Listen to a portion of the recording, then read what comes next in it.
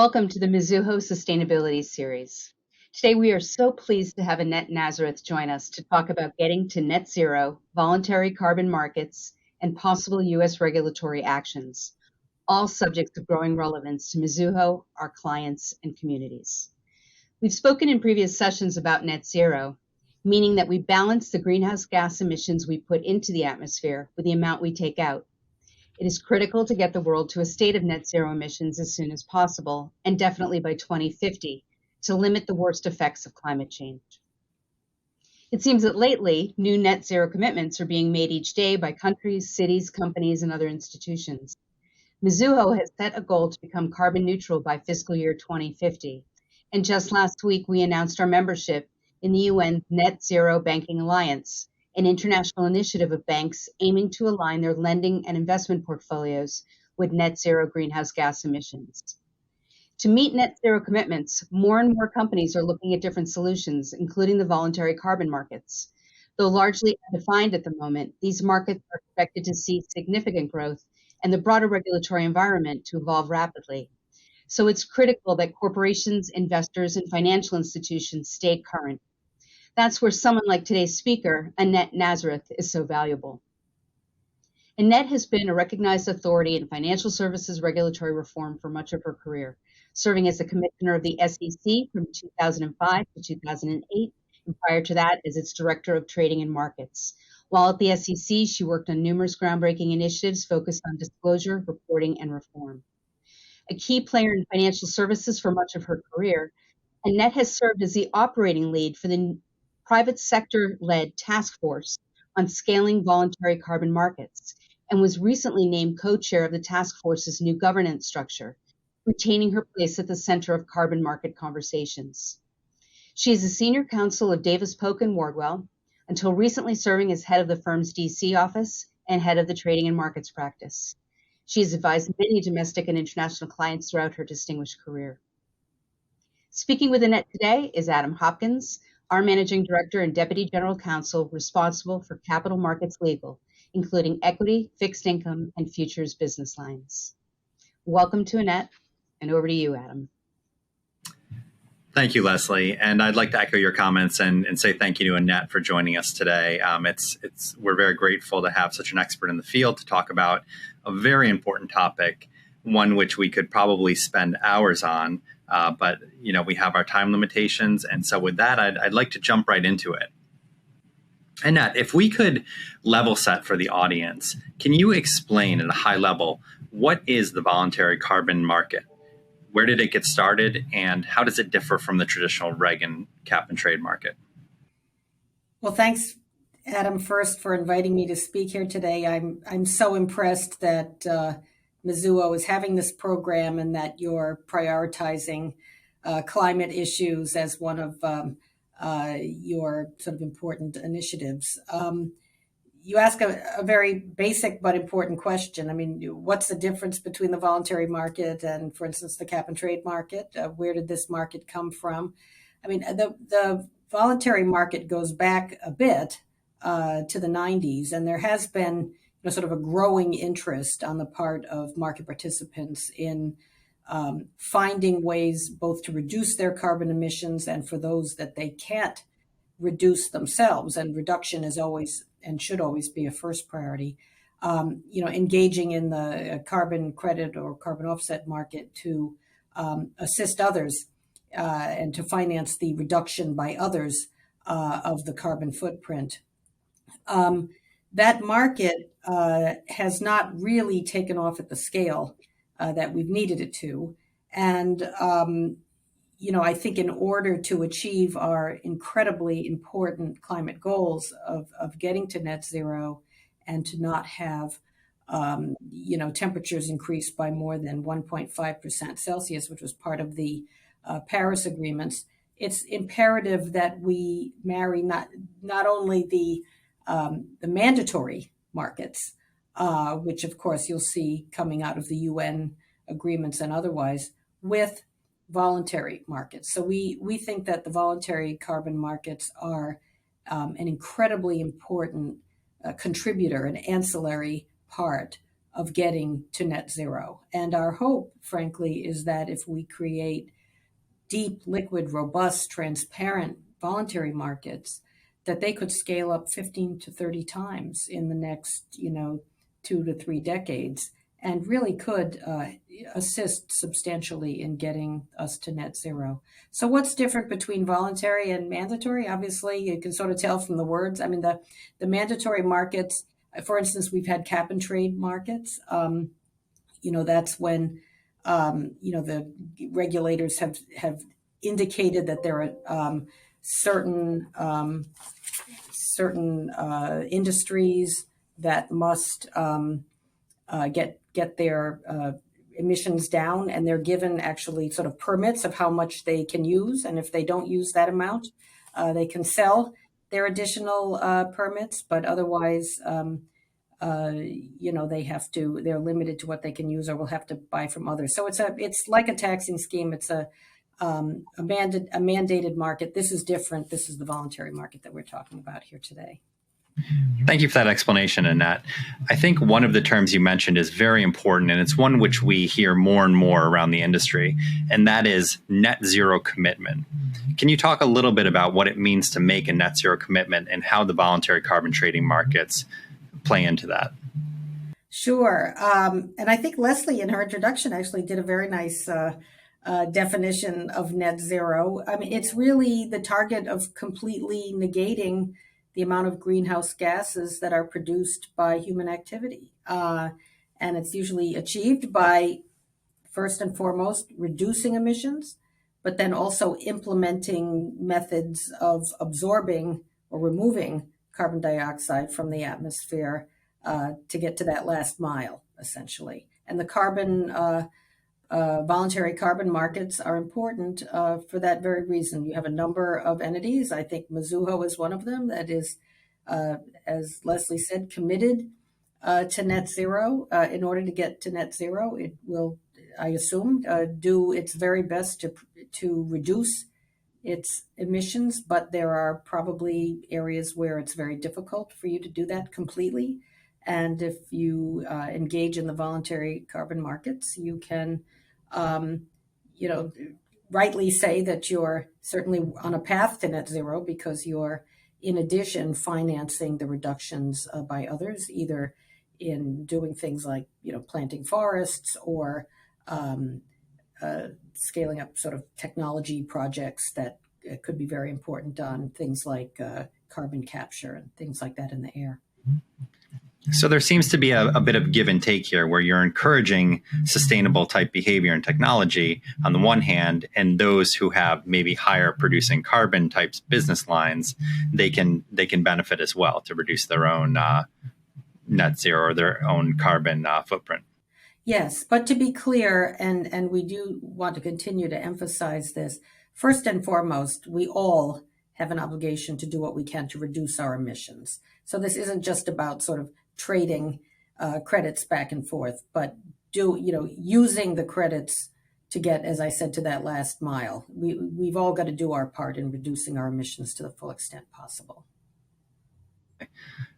Let's transition a little bit to your work in this space, which has been extensive, and you've played a leadership role for some time now.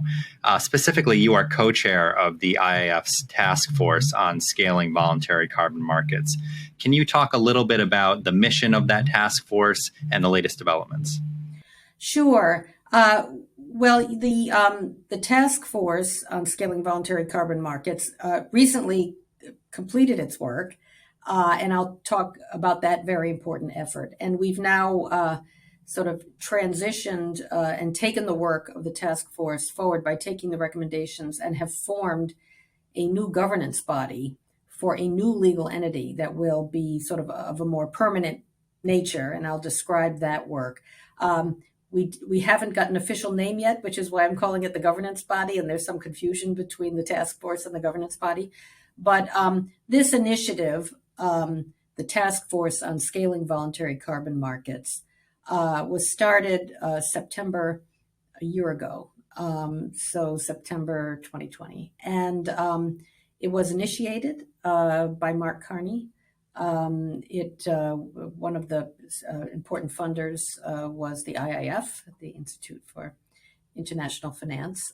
Bill Winters, who's the chair of Standard Chartered, was our chair, and I was the operating lead. And the goal was really to bring together members from all over the sort of ecosystem, basically buyers, sellers, emitters, NGOs, all of these market participants, to come up with a blueprint for how one could scale voluntary carbon markets. And so the importance there was on, first and foremost, how do we create a market that, as I said earlier, has a lot of integrity, that is liquid, transparent, and that can be scaled, because we believe that ultimately, to be successful and to reach our climate goals, we really are going to have a marketplace where trading can occur, at 30 to 50 times, what's happening today.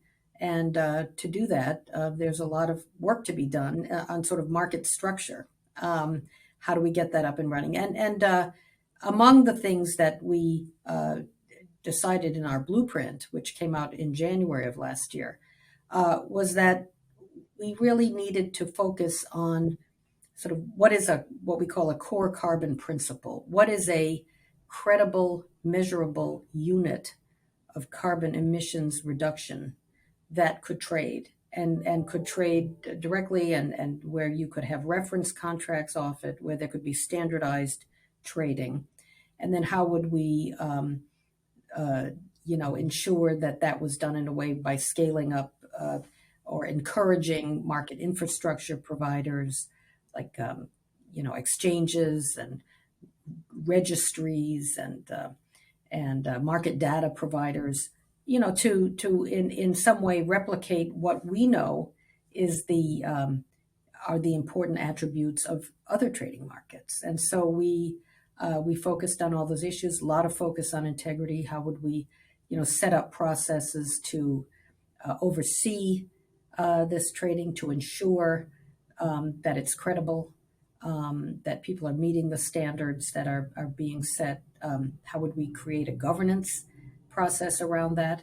And that ultimately is, when we took the work forward for our final report, we really did focus on the governance, on the legal standards, things of that nature, and have now taken that forward and actually stood up a governance body, which we believe has very high integrity, has some of the best people from across the globe, a very diverse group who will work very hard on, creating or signing off on the creation of these core carbon principles, ensuring that they're adopted, that they're followed, that there's integrity in that market. So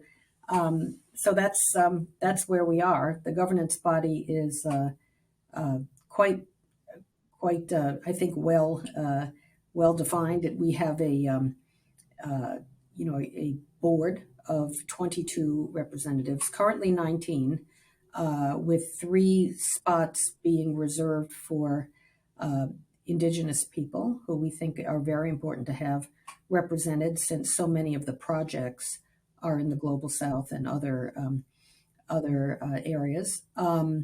We have representatives from basically across the globe, representing ENGOs, other academics, and others who are very knowledgeable in this area. And then we have, an executive secretariat who's going to really run this like a business. I mean, keeping the trains running, and that are also, very well known in this space. We have a senior advisory group of, top, very important top officials from across the globe who will advise our group. And very importantly, we have an expert panel of very renowned people in this carbon space who are going to assess and really recommend to the board what the core carbon principles should be for various types of projects. And then ultimately we have a sort of member group as well that is just lots of people from across the ecosystem who want to be involved and who will advise us. We'll run ideas by them. Certainly they'll be, I'm sure, commenting on a lot of our work. So, I think we've got something that we've created that I can tell you is taking a huge amount of time and a lot of care went into standing up this group, but it is going to be sort of an ongoing, living entity. I think of it like an international or global group, the likes of like an ISDA or something like that. I'm trying to think of something that would resonate with folks that say, this is something that, people recognize as the standard and the go-to place for this kind of effort. Thank you. And within those carbon principles, and for those in the audience who are interested in this field at all, I think I'd suggest a great starting space is this blueprint from the IIF. It really does an excellent job at describing the market and describing what needs to happen. On that note, could you identify the most important factor when you talk about market integrity? Does it need to start with transparency, or is it standardization? Is it just liquidity and things will sort of come together once you gain the liquidity? Or is there one most important element to this market? Well, I think with this market, the most important element is that there's really legitimacy to the credit. So there's real carbon reduction and removal. And that is something that really goes to we care about market integrity, and obviously being a former securities regulator, I would define integrity very broadly to also include integrity of the markets and all that. But I think at base, and when you look at where there have been concerns in the past about this market, and I think we can't sort of skip over that. There have been a lot of concerns about greenwashing, a lot of concerns about people claiming that they're net zero or reducing their footprints, and they're basically engaging in projects that do not have legitimacy. They don't have permanence. We don't have a standard for how to measure, what is a core carbon principle. And so I think that is really our North Star for this purpose, because the rest, I think we all know how the rest work. We know how a legitimate market trades. What are the attributes? Market structure issue, right? What are the attributes of a legitimate market? First and foremost, we are saying it's got to be the product that's being traded, essentially, the credit. But the rest of it will come because the rest of it we know well, right? We know about transparency. We know about trade reporting, those kinds of things. We know about AML and money laundering and, things like that will be essential. But, given the concerns that have existed thus far, I think the big value here is the core carbon principle. Okay. And you mentioned an important word there. When we hear from detractors about this space, the word greenwashing often comes up. Can you describe what that means and your feelings about it?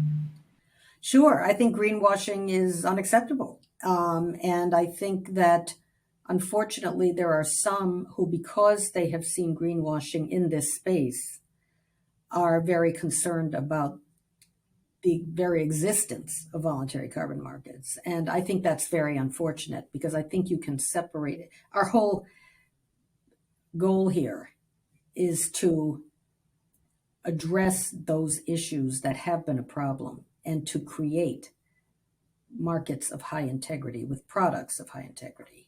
And so, yes, greenwashing, as I said earlier, is, a practice where,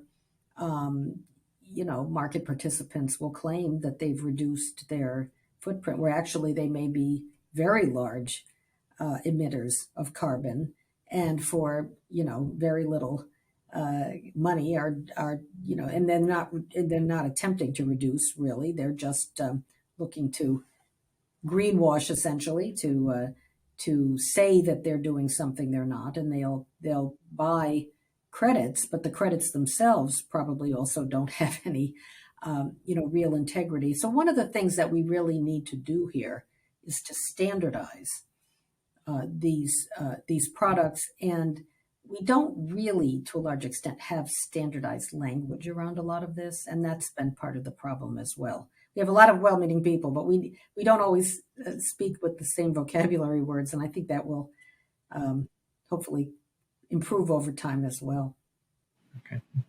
And I think it's interesting for the audience that this market has really exploded in the past 2 years, and it doesn't show any sign of slowing, quite the opposite. So while the integrity of the market still continues to be built, standardization and things you mentioned, more and more institutions like Mizuho are looking at this and they're wondering, what do I need to do next? How do I react to this market? How do I get involved in this market? Do you have any advice in that respect? Well, certainly, as I said, we have sort of a member consultation committee of our new governance body, and we welcome participation in that. When the member consultation committee is essentially sort of a remnant of the task force. We had over 450 individuals and over 200 organizations that participated in the task force, and a lot of that interest remains. And so that those people and any others who would like to participate will continue their efforts and impact through our member consultation committee. So that's one way to stay involved. And also, our goal is to not just scale up the markets, but scale up our website and have a website that really is informative and that people can look at and sort of understand what's happening, what the progress is, what we're doing. And we're hoping through that transparency, our feet are kept to the fire as well. We want to continuously improve and be held to high standards. Interesting. And so I think generally, obviously, we've said the field is fascinating and it's really in development. At the same time, it's growing rapidly. And this fundamental idea of tying the market powers to sustainability is relatively novel. Do you think the voluntary carbon markets can serve as a precedent for other sustainability measures? Well, I think, to the extent that what we've done is sort of go back to first principles on markets, yes, I think it could certainly be applied to other asset classes, other types of trading in other types of credit markets. Methane, perhaps. Others. I'm not the expert on all of the possibilities, but I think that our work is very translatable into other market activities. Okay. It remains to be seen. I think there's quite a future ahead for this market and anything that might use it as precedent. Let's shift gears a little bit and talk about the regulatory initiatives that are out there. Obviously, you have an enormous amount of experience being a former SEC commissioner. And the SEC seems to have taken a bit of a lead role, at least in the U.S., on this market. Can you talk about those recent initiatives from the SEC, what they mean, and how companies, including our clients, should prepare to get ready for them? Well, that's a good question. I certainly have heard Chair Gensler of the SEC recently talk about where he thinks this is going to go. As you know, in the relatively recent past, the SEC has looked at the disclosures that companies have made with respect to climate-related issues.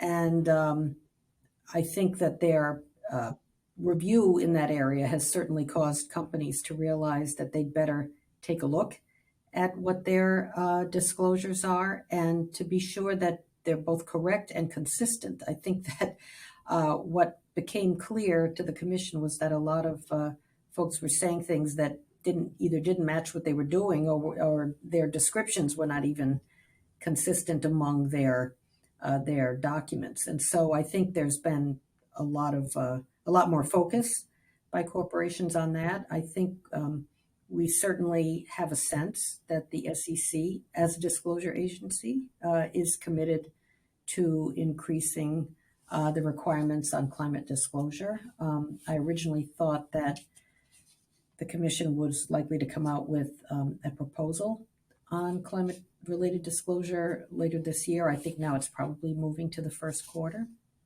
But that said, I think it's going to be very interesting and impactful for issuers, because even if all of those measures are not adopted, in the first quarter, folks are going to be working on their 10Ks. And I think that what you see the SEC expressing as an interest in what gets disclosed will probably, in some ways, inform, how companies handle their disclosure. I don't have to comply with it completely, but it certainly will be directionally interesting to see where the SEC might be going on disclosure in the first quarter. Do you expect them to be more qualitative or quantitative, or should it depend on the company? I don't really know for sure. I mean, when you look at, the TCFD and what they have done, I mean, a lot of it is more qualitative. It's more, process oriented. What's your governance? What metrics do you use internally? What are your targets? How do you manage risk in this area? What's your business strategy on climate? I mean, it seems to me that kind of focus makes a lot of sense. I guess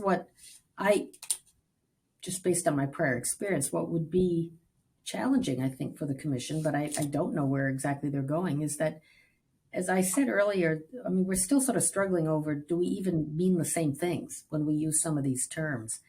And the SEC is not, I mean, they haven't invented the language around climate, so saying that they are now going to require metrics reporting, I mean, to me, I'm not sure we're at a place where we have a common understanding of how those metrics apply, across industries and things like that. So it will be interesting to see how they handle this. I also, given some of the newness of this, I know that some folks have talked about, well, at the beginning, should this information be furnished or should it be filed? I mean, should there be, liability attached to that disclosure? And there are lots of, climate change advocates who think that there should be liability. I think it all depends on the nature of the reporting. I mean, to me, if it's really something where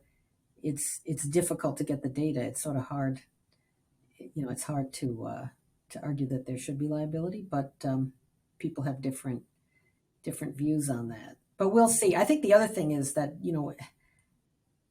often when you have disclosure, I mean, you're interested in it for the individual company, but you also look across an industry. And if, it's going to be interesting to see if you can come up with common enough metrics across an industry that you can compare one company to the other. I guess that's a next phase where I certainly don't think we're there yet. It's fascinating. You talk about, nomenclature and standardization and the SEC's definition of any one of a number of items versus others. But fundamentally, this is a global trading market.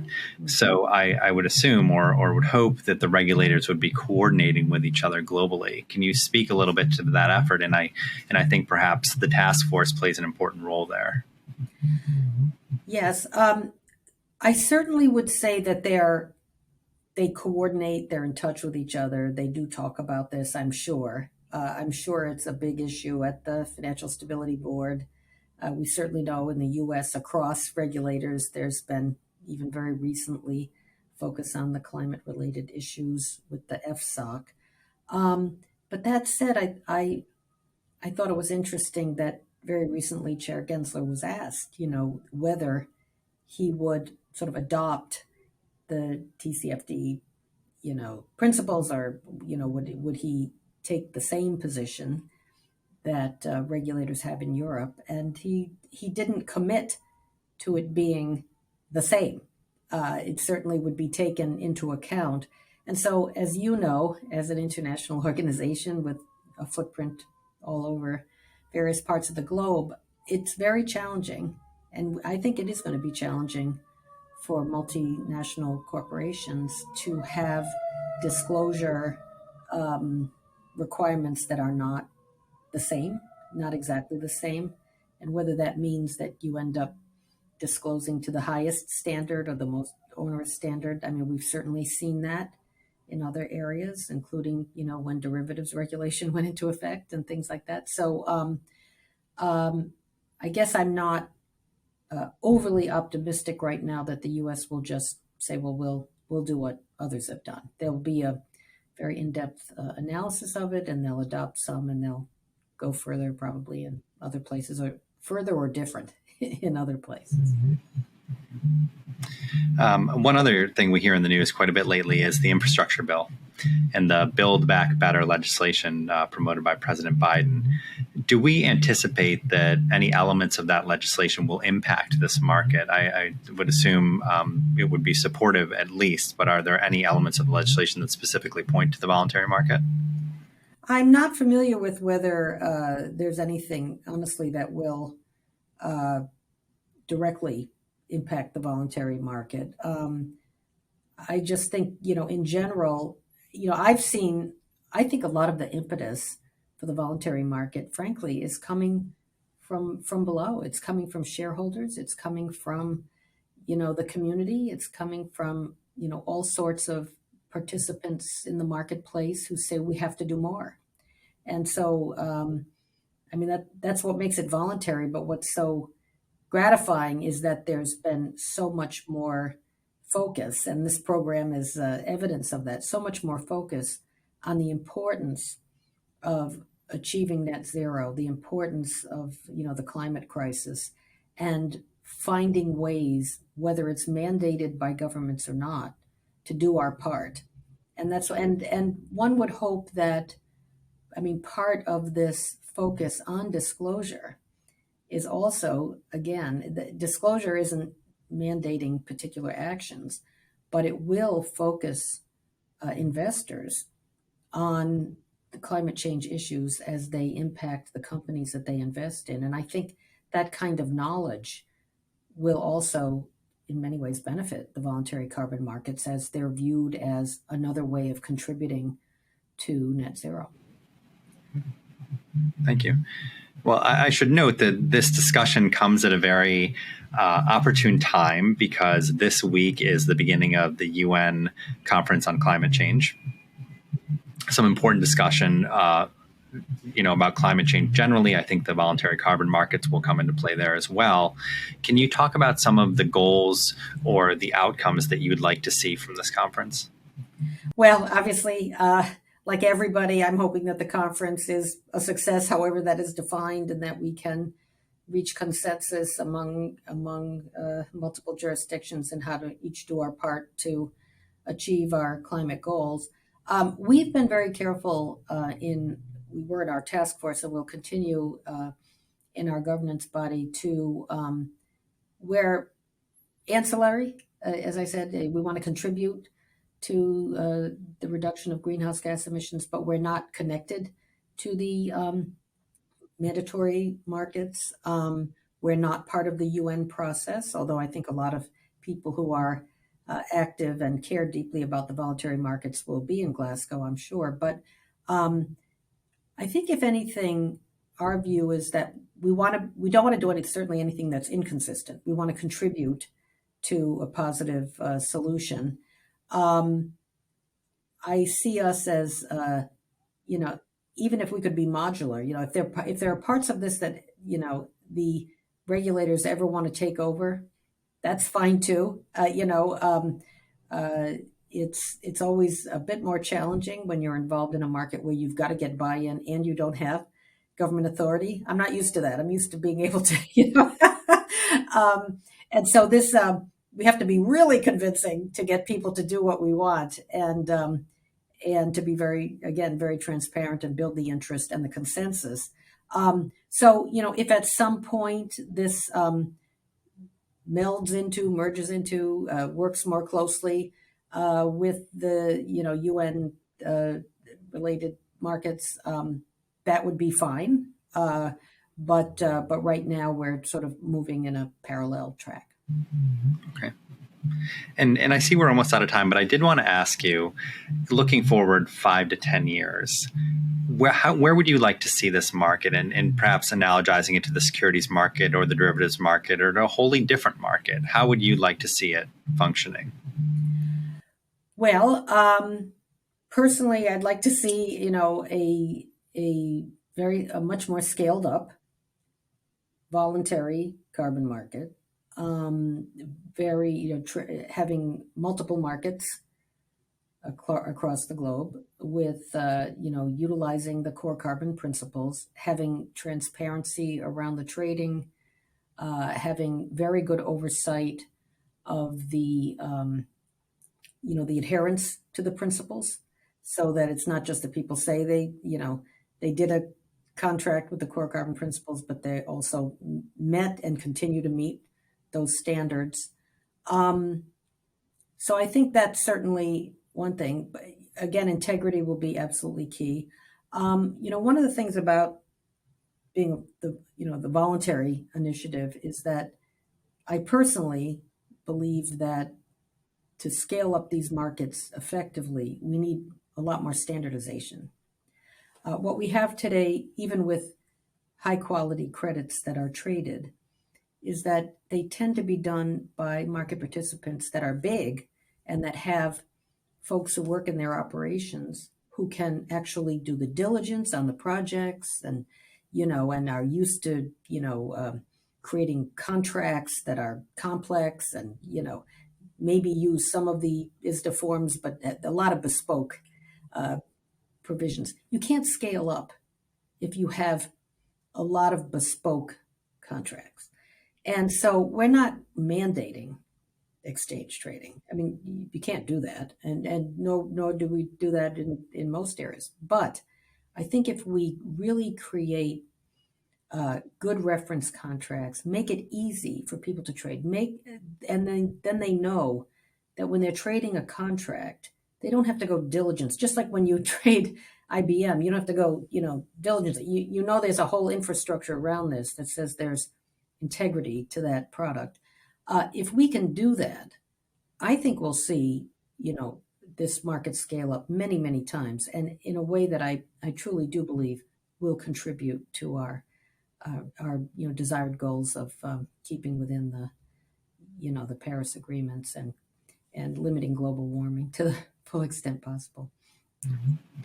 Well, I think for what it's worth, I tend to agree with you. I think that with the work the Taskforce has done, with the efforts that the SEC and others have done, and with the voluntary commitments that many, many companies have made in the growing market, I think it is going to be an enormous market going forward and will continue to grow on an exponential basis. So I wanted to thank you again for your time today. It's been a pleasure. I know you're very busy, not just with the Taskforce, but with many other things. So Mizuho thanks you, and I thank you. Thank you so much, Adam. Thanks for this opportunity.